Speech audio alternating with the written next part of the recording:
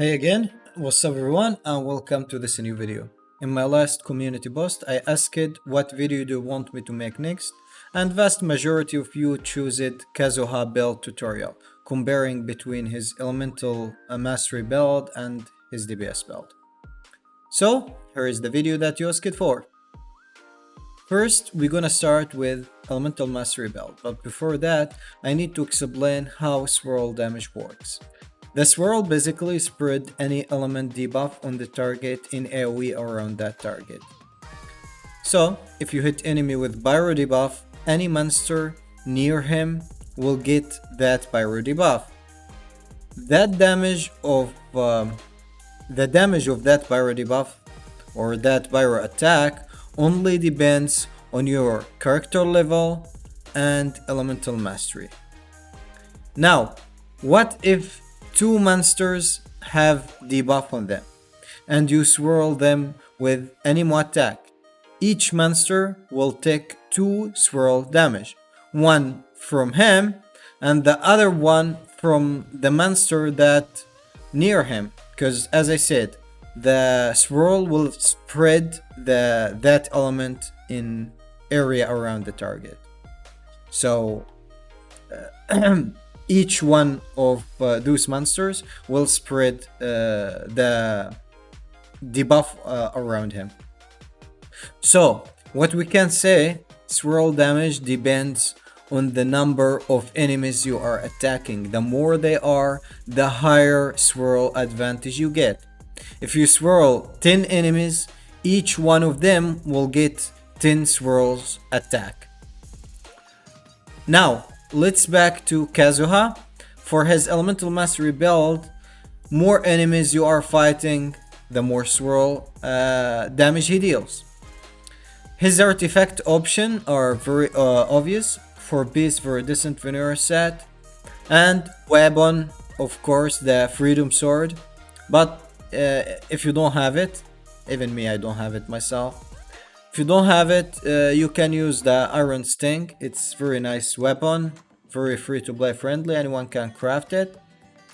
The other advantage of this elemental mastery build, that Kazuha buffs the entire team when swirl any element with additional elemental damage based on his elemental mastery value.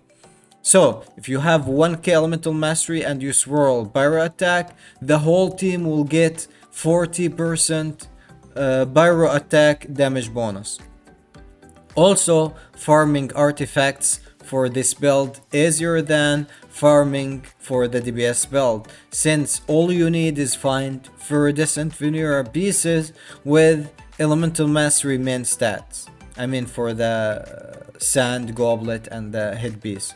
Of course it will be better if they got nice substat, but the most important part is find the elemental mastery main stat on those pieces, and you can actually ignore the substat. For the flower and the feather, the higher elemental mastery substat on that piece, the better it is for Kazuha. So I can say this build a lot more free to play friendly. Now we're moving to the second build, which the DPS build. And actually we can divide this into two options. The first is the main DPS and the second one is the sub DPS. In this build you will ignore the swirl damage and you will focus more on the anemo damage, which that green number that you can see in the screen. Stats that you are looking for, of course, crit rate, crit first, either rate or damage, then attack percentage, then elemental mastery or energy recharge. You want high crit value on the flower and the feather, attack main stat on the sand, anemo damage on the goblet, and finally depends on your crit rate or damage value that you have. You want headpiece with crit main stat. About set options for sub DPS Kazuha, you're still gonna use Viridescent Veneer set for the high support value. That set to provide which reducing the enemy resistance of any element you swirled by 40%. So you only lose the elemental damage bonus buff compared to the elemental mastery build. Since on this build you won't pass 300 elemental mastery usually, so the elemental damage bonus won't be as high as the elemental mastery build. For those who want Kazuha to be just a damage dealer and they don't care about the support ability, or maybe they have another character with very decent veneer set like Venti for example in the team. In this case you can use him as main DPS by giving him 2 piece Anemo and 2 piece Glad or Shiminao. Or actually you can even replace the Glad or Shiminao with Noblesse if you want more ultimate damage. But for this build, you're not just gonna lose the elemental damage buff, but you also gonna lose that 40% elemental resistance shred from the Viridescent set.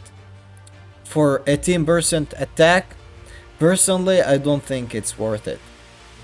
So for Kazuha, you're always gonna be using the Viridescent set for either DPS build or support. Or at least that's what I'm doing myself. The advantage of this build, your DPS will be more consistent since you don't depend on the number of enemies. Keep in mind you're still gonna deal some damage when you swirl enemies. So it's not like you're gonna lose the whole swirl damage. About weapon options for this build, personally I don't advise anyone that don't have like well weapon as you call it, or good 5-star weapon. I don't advise to use this build.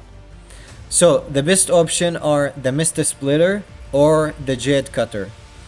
Something like Black Sword from the Battle Pass can work as well. Maybe for the free-to-play players you can use the Festering Desire, but your damage won't be even close to those who have the first weapons I mentioned. So if you like Kazuha and you want to build him as a DPS, you need to save for good weapon for him. Either Jade Cutter or Mist Splitter, or maybe Mihoyo will release a better weapon on the future. I don't know. But you want some good DPS weapon. Last thing, when I should use Kazuha as a DPS and when I should use him with Elemental Mastery support build. Well, if you're fighting a lot of enemies, the Elemental Mastery build can be more beneficial. But if you're fighting bosses like the Mago Kenki for example in the floor 12 in Spiral Abyss, the DPS build will be a lot better than the support build. That's why in my Abyss runs I usually use DPS Kazuha, since you know in the floor 12 we're mostly fighting bosses and things like that. So if you want me to make a video especially for the best swords for DPS Kazuha, let me know in the comments and I will consider that. Also make sure to subscribe to the channel, like the video, share it with your friends, and follow me on the Twitch as well on twitch.tv/PhoenixImpact1. That's it about the Kazuha's build, DPS build versus Elemental Mastery. Thanks everybody for watching. Hopefully see you soon.